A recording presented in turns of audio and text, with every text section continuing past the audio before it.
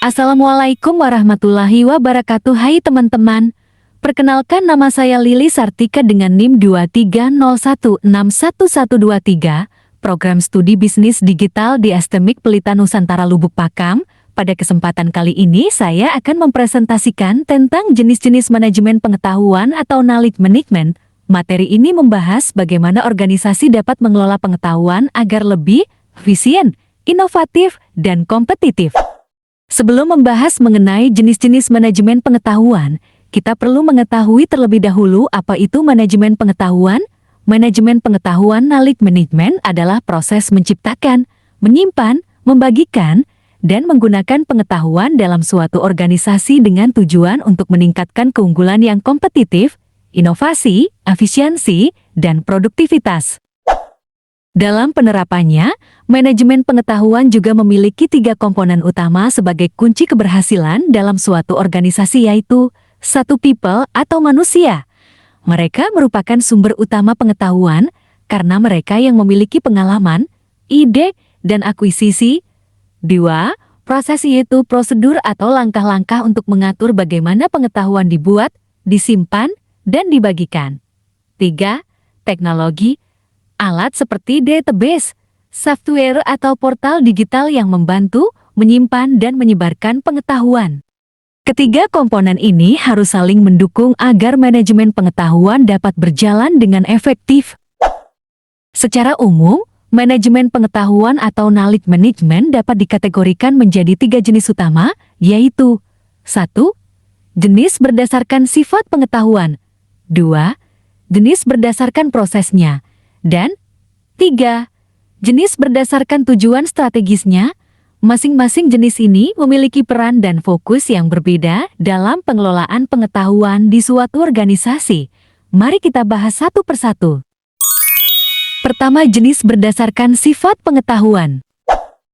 Jenis berdasarkan sifat pengetahuan terbagi menjadi 2, yaitu pertama, tacit knowledge, pengetahuan yang bersifat personal, subjektif, dan sulit diungkapkan secara formal karena melekat pada pengalaman, nilai, dan keyakinan individu.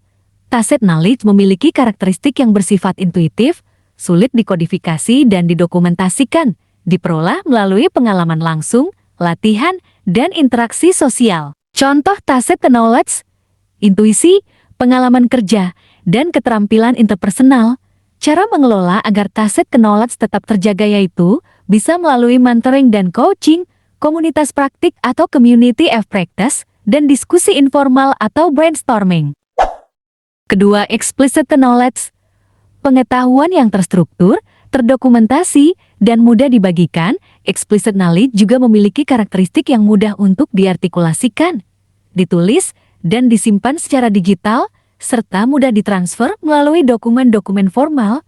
Contohnya, buku teks, SOP atau Standard Operating Procedure, laporan riset, atau artikel. Cara pengelolaannya bisa melalui sistem dokumentasi digital, knowledge repository, atau intranet perusahaan.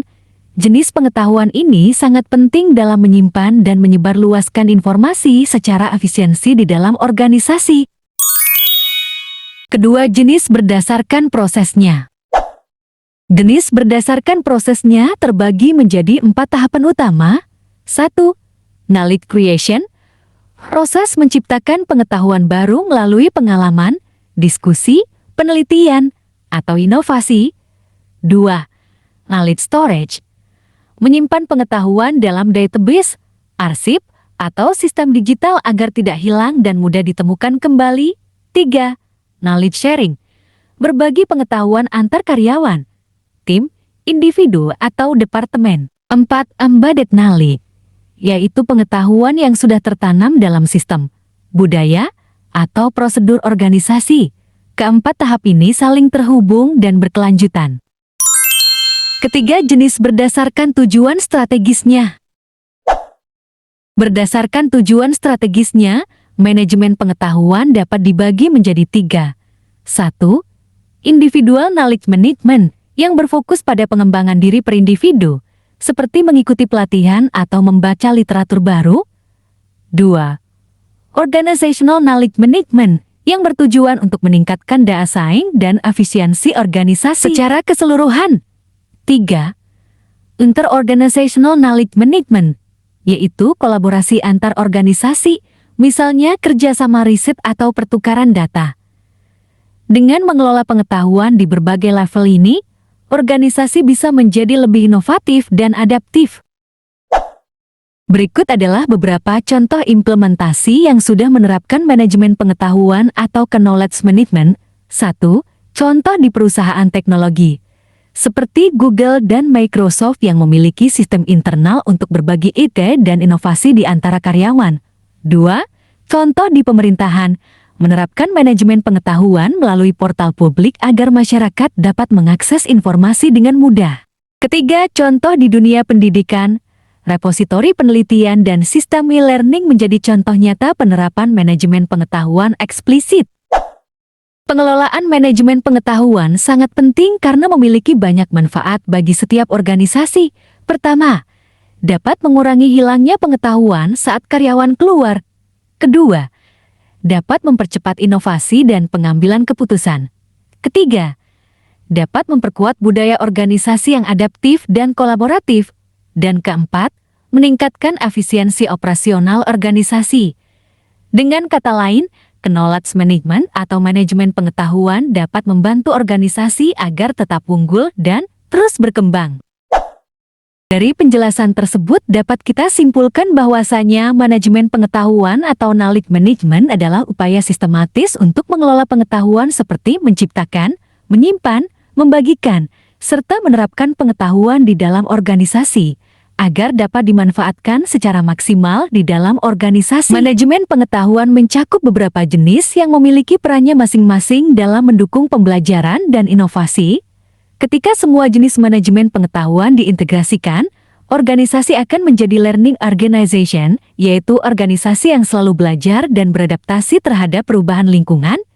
Inilah kunci utama untuk menghadapi persaingan di era modern.